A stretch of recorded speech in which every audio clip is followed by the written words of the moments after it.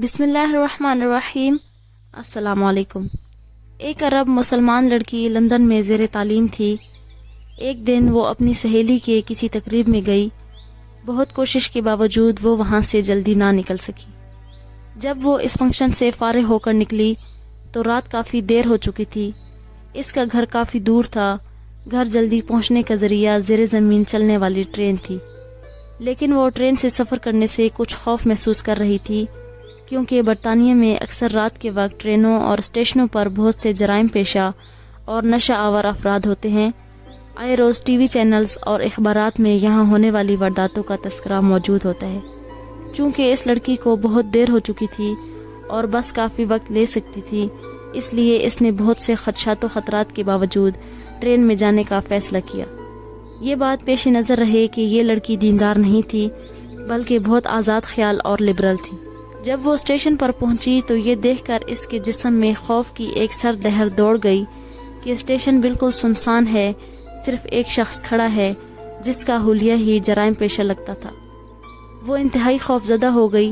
پھر اس نے ہمت کی، خود کو سنبھالا، قرآنی آیت کا ورد کرنا شروع کر دیا۔ اسے جو کچھ زبانی یاد تھا، جسے وہ ایک عرصے سے بھلا بیٹھی تھی، سب کچھ اس نے پڑھ ڈالا۔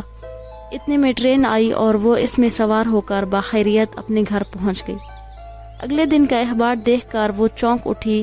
اسی اسٹیشن پر اس کے روانہ ہونے کے تھوڑی دیر بعد ایک نوجوان لڑکی کا قتل ہوا اور قاتل گرفتار بھی ہو گیا۔